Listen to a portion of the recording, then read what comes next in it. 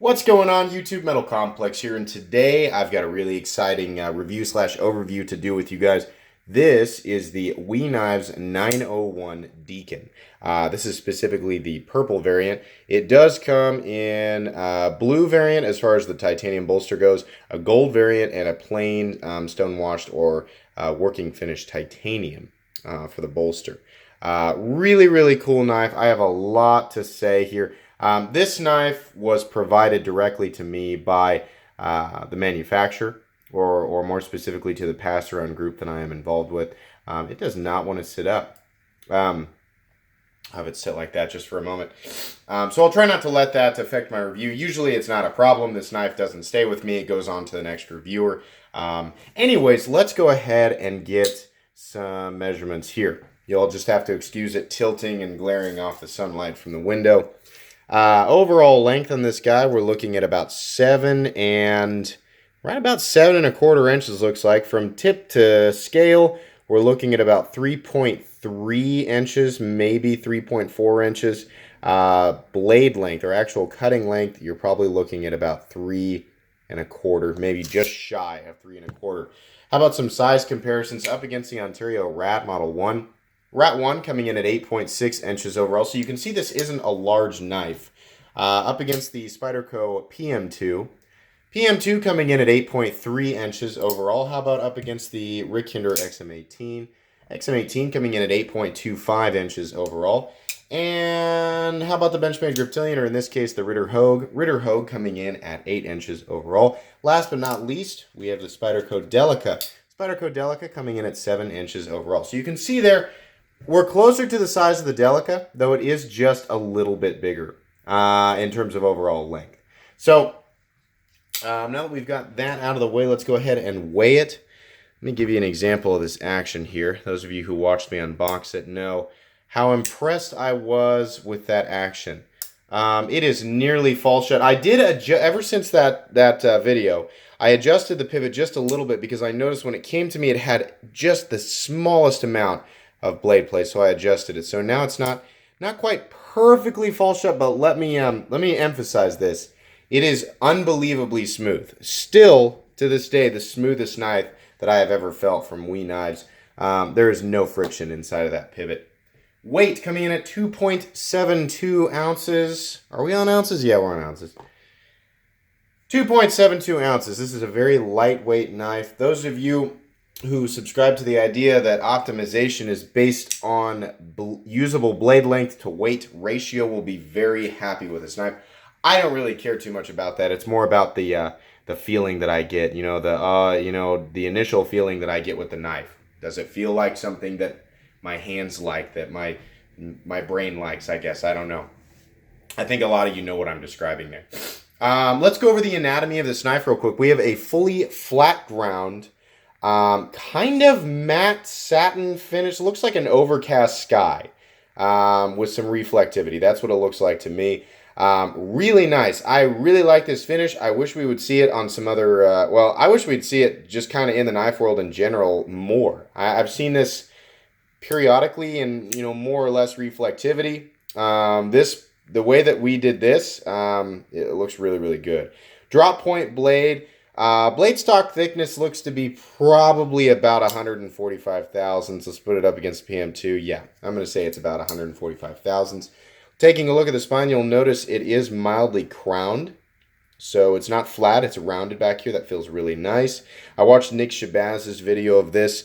He talks about how the lines here, it's kind of indicative of the WE brand. They actually mold directly into the jimping, and that's a nice little touch. I like that. It's not necessary, but it is a nice touch.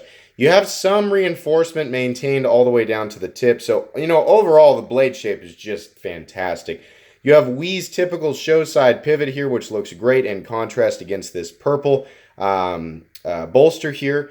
The bolster and the scale are both contoured, and they meet up seamlessly here for an amazing transition. The carbon fiber looks fantastic, no voids whatsoever. It also contrasts well, surprisingly to me, after playing with it and carrying it for a while. it really does look nice up against that blue anodized titanium scale hardware.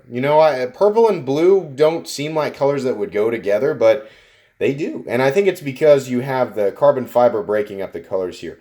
You have a very nice, simple titanium backspacer. You want my opinion on how to do a backspacer? This is it right here. It's sort of raised, just raised enough to where you can gain the benefit of that jimping.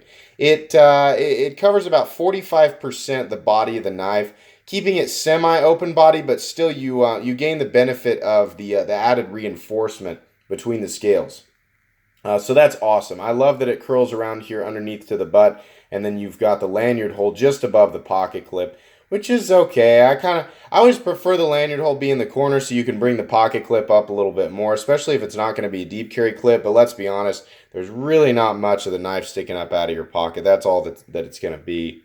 You have a bolster style frame lock here, and underneath you can see these are countersunk titanium liners that sink into the carbon fiber, and then that's essentially how the bolster lock works.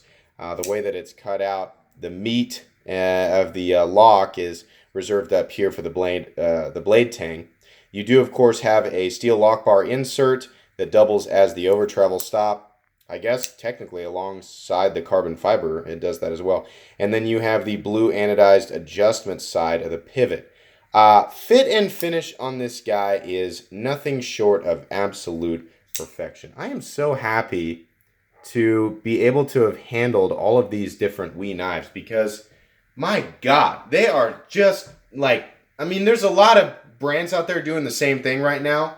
These mega high-end production Chinese brands, and they've got this excellent fit and finish with their machine work. This knife is literally flawless in terms of fit and finish. Everything is absolutely perfect. The lockup is 100% solid.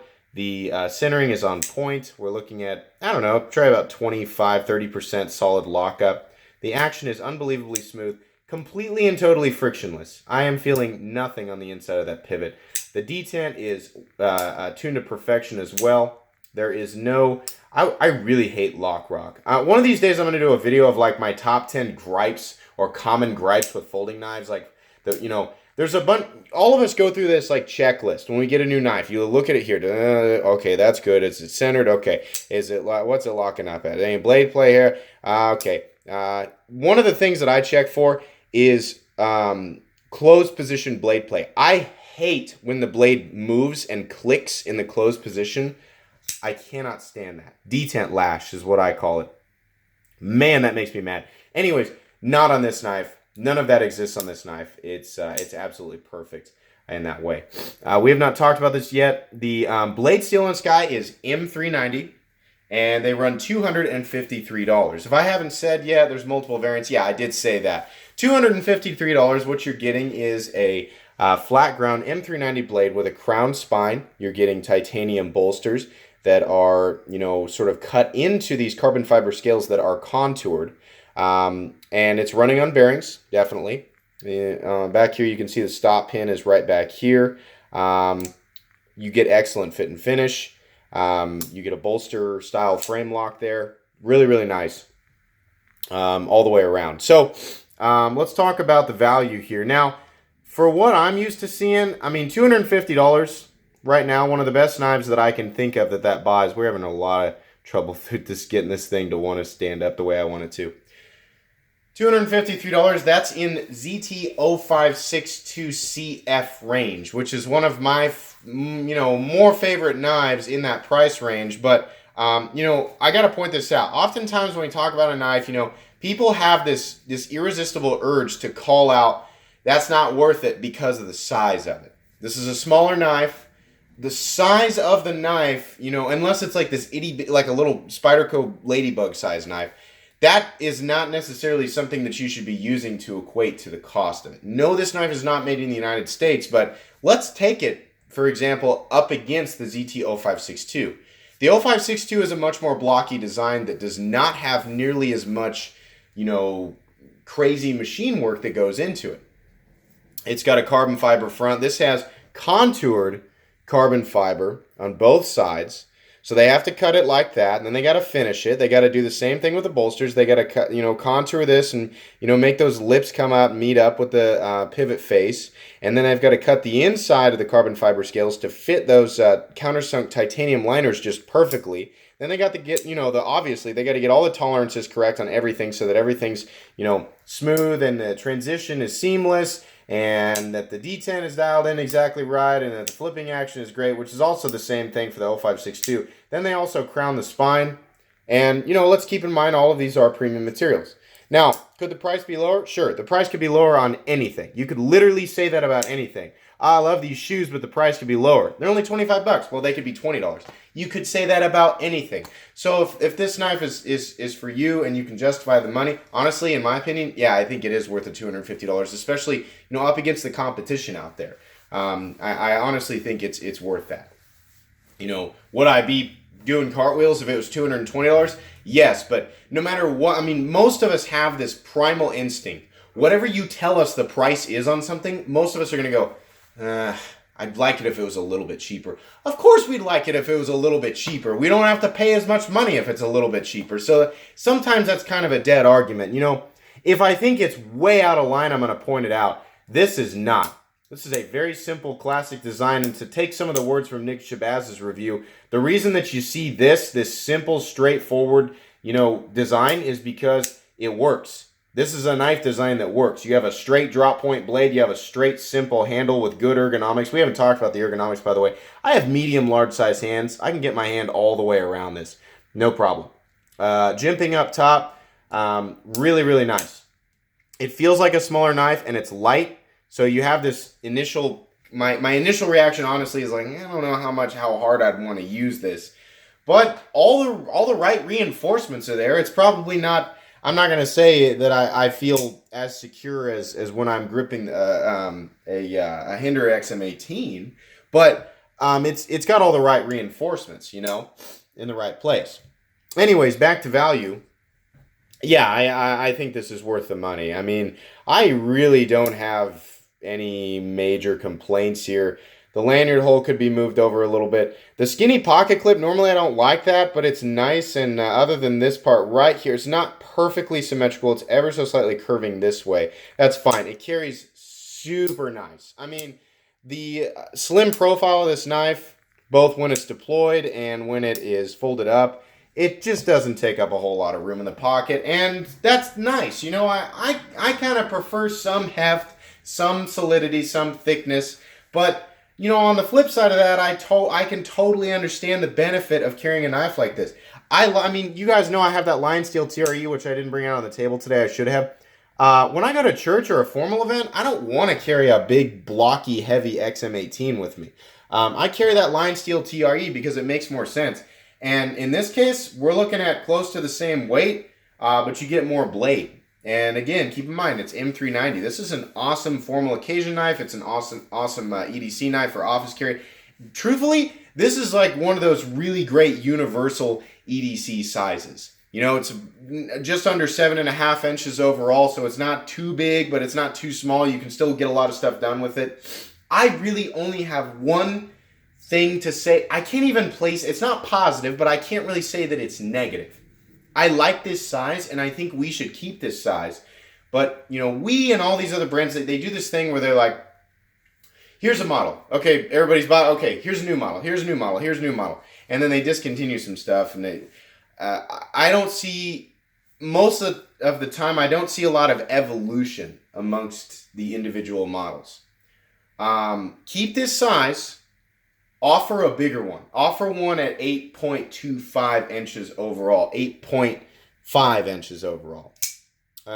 Here's the XM18 at 8.25 inches overall. Now imagine with me. Come on, man. Let's just work with me here just a little bit.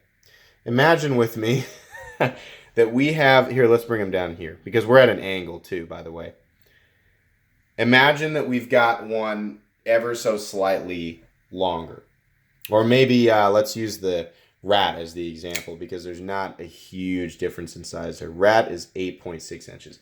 Imagine we have another Deacon at 8.5 or 8.6 inches. Wouldn't that just be fantastic? I would love that. I would buy this knife at an 8.25 to 8.5 inch version. I would buy it. And I'd really be head over heels for it if they would add a finger choil up there on the blade. But, you know, this look of knife, you know, the way that they've got the blade, it's one of those where I'm like, do I really want to sully up the blade with a choil? Sometimes it works, you know. In the case of the XM18, I prefer the look of the choil on the blade versus not having a choil. But on a blade like this, I don't know. You know, I kind of like the idea of not dirtying it up. It's beautiful. I mean, this is a darn near perfect knife, guys. If you've got $250 and you're dancing around this, you know, if you're used to bigger knives, I'd wait. If you're used to and really, really like bigger knives, honestly, I'd wait on this, because you're gonna get it and you're gonna go, yeah, it's smaller than it's not small, but it's smaller than I wanted. But if you're okay with this 7.25 to 7.5 inch range, you're looking for a lightweight, universal sized EDC, kind of a, you know, not the absolute best knife for any one thing, but pretty darn good at most things that your life could throw at you, being a regular guy. Oh my gosh, the Deacon nailed it. They nailed it with this design. This is awesome. I love this thing. Purple would not be my first choice. I'm from Kansas. I'm more of a red and blue Kansas guy, not so much the purple Kansas guy. I know, make jokes. We didn't do so hot this year. But, you know, they've got the gold and they've got the blue and they've got the purple and they've got the working finish. I would go with the working finish one, definitely. I like that boring monochromatic look. I'm that type of person.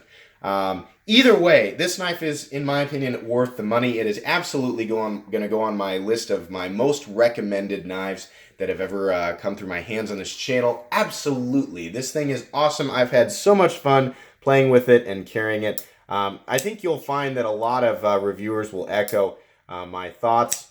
There's just, I mean, it's so easy to manipulate. It's so, I mean, no matter what knives you're used to, this will not feel foreign. You'll pick this up and your hands will be like, nah, I know this. I've been here before. This is nice. This is a perfected version of, you know, what I've been storing in my subconscious, you know, throughout all the knives that I've handled. You know, that's honestly how your hand is going to communicate to your brain. It's awesome, you know. Really, really cool. That's pretty much all I have to say about this, guys.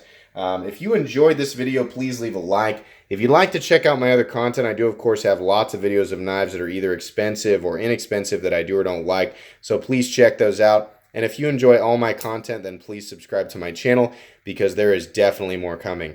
Thanks again for watching, everybody. And I hope you all have a great day.